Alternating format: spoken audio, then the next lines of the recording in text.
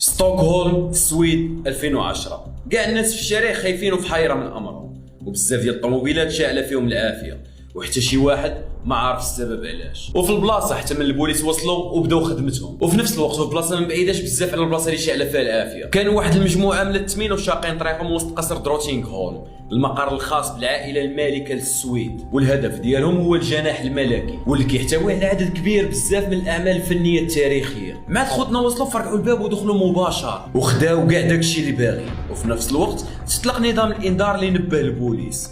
ولكن هاد الشفاره بقاو هادئين ومطمئنين حيت عارفين ان البوليس كاملين مشاو للبلاصه اللي شاعله فيها العافيه، وهذيك العافيه اللي كنت دويت لكم عليها قبيله كانت مجرد وسيله الهاء داروا هاد الشفاره، والبوليس كاملين طاحوا في الفخ. ولكن على الرغم من هاد الشيء كامل سارعوا البوليس باش يوصلوا لمسرح الجريمه، ولكن باش وصلوا للجناح الملكي ما لقاو والو. الشفاره دخلوا وخرجوا في اقل من 6 ديال الدقائق، وباش البوليس بداو التفتيش ديالهم ما لقاوش بزاف ديال القطع النادره التاريخيه وبزاف ديال العناصر اللي ما تقدرش تقدرها بشي ثمن. هذه ما كانتش مجرد خساره اقتصاديه بالنسبه للسويد، ولكن كانت خساره ثقافيه كبيره بزاف. ومن بعد هادشي كامل اكتشفوا البوليس ان هاد الشفاره بعد ما خرجوا من القصر هربوا في المطر ومشاو لواحد البحيره قريبه وهزهم واحد القارب سريع واختفاو.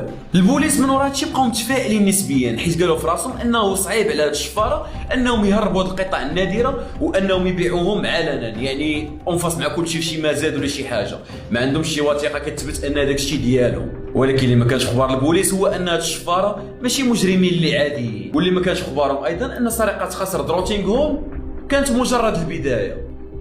بعد 5 شهور مدينه بيرغن النرويج نزلوا واحد الرجال ملتمين من السقف الزجاجي ديال متحف كودي واستولاو على المزهريات والاختام الامبراطوريه وبزاف ديال الحوايج اخرين. وفي عام 2012 مدينه دورهام في الانجليز دخلوا واحد الشفاره اكبر متحف كاين تما، وشفر منحوتات واوعيه خزفيه عاليه القيمه. وفي نفس الشهر تعرض متحف جامعه كامبريدج للقصف حتى هو.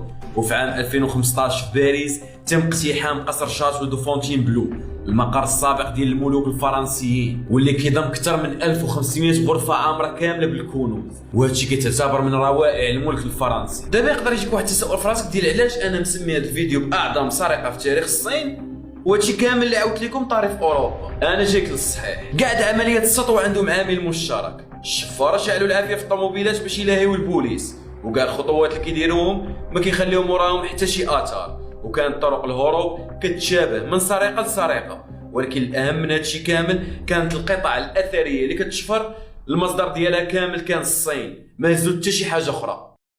الا بغيتوا عاقلين معايا، اول سرقه اللي طرات في السويد الشفاره مشاو مباشره للجناح الصيني وما قاسوش شي حاجه اخرى. في النرويج تمت سرقه 56 قطعه وكلها كانت من المجموعه الصينيه.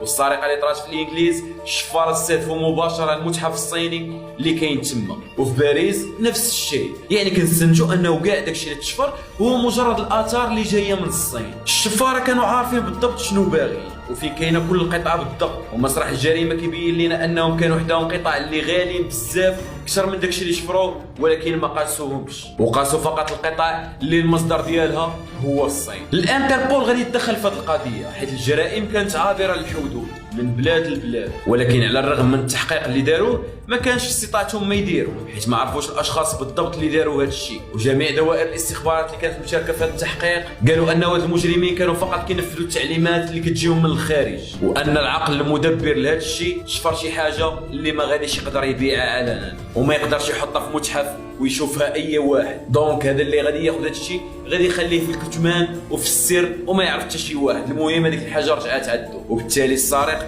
يقدر يكون منظمه ولا دوله وماشي اشخاص اللي عاديين. وإلا بغيتي تفهم معايا مزيان شنو طرا فراه خاصنا نرجعوا بالزمان للور، وبالضبط لنهايه حرب الافيون الثانيه بكين سنه 1860. اتحدت القوات الفرنسيه والبريطانيه واتجهوا نحو القصر الصيفي القديم، المقر الامبراطوري الرئيسي لسلاله تشينغ.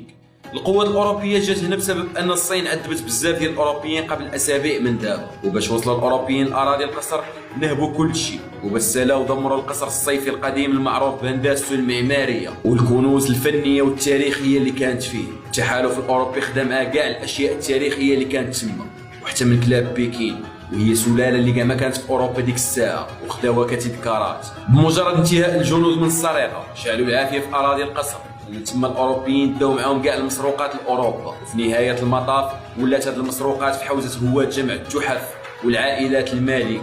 ومع مرور الوقت بدات هاد التحف العريقه كتلقى طريقها للمتاحف في جميع انحاء اوروبا، بما في ذلك قصر دروتينغهولم في ستوكهولم ومتحف كودي في بيرغن الى اخره. دازت الوقت والحكومه الصينيه كانت ديما كتستنجد باش يردوا لها المسروقات والتاريخ العريق ديالها اللي شفروه ونهبوه الاوروبيين خلال حرب الافيون. ونتيجه لهذا الشيء خداو بعض الافراد في الصين هذا الشيء على عاتقهم لقياده هذه المهمه واستعاده الفن الصيني المفقود قطعه قطعه. بغيت دابا نوريكم واحد اللقطه باش تعرفوا القيمه ديال هادشي اللي كيتشفر. واحد دار المزادات كاينه في لندن في سنه 2010 كانت حاطه واحد المزهريه صينيه للبيع، والثمن ديالها بدا من 800 مليون مغربيه، ولكن الناس بقاو كيتزايدوا للمده ديال نص ساعه. وتخيلوا معايا بشحال تباعت هذيك المزهريه، وصل الثمن ديالها تقريبا بالمغربيه لشي 70 مليار. هذه غير مزهريه وحده، واللي شراها شخص ما باغيش يبين وجهه، ولكن المهم انه من الصين. وشراو ايضا واحد الزليف ب 36 مليار، وواحد الثوب ديال الحرير ب 45 مليار. يعني اموال كثيره لدرجه ما تقدرش تتخيلها. دابا في نظركم واش هادو اشخاص عاديين اللي كيقوموا بمهمات بحال هادو؟ بطبيعه الحال لا، وكاع الشكوك موجهه للحكومه الصينيه، وكيقولوا انها هي اللي مكلفه بجميع عمليات السرقه اللي طرات في اوروبا.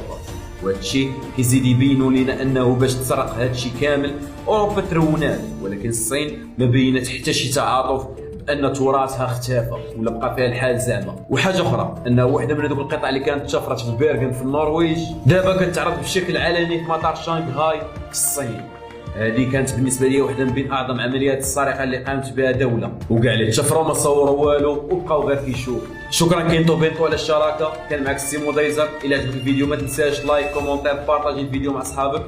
تهلا. وفي نفس الشهر تعرض متحف جامعه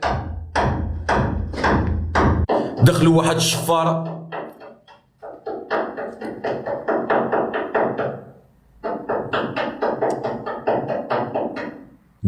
الشفاره الاكبر متحف تما.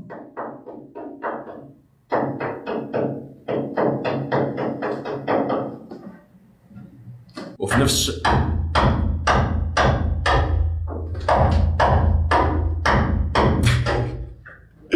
المعاناة.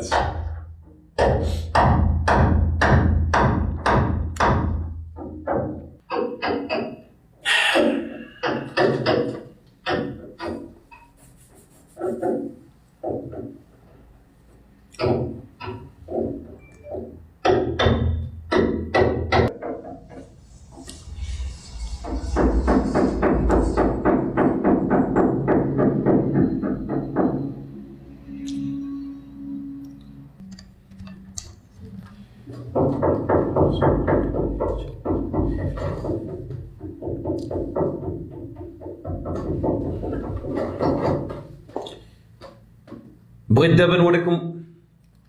دابا نوريكم واحد اللقطه باش تعرفوا القيمه ديال هذاك الشيء اللي تشفر، باش كاع ما يكون بالكم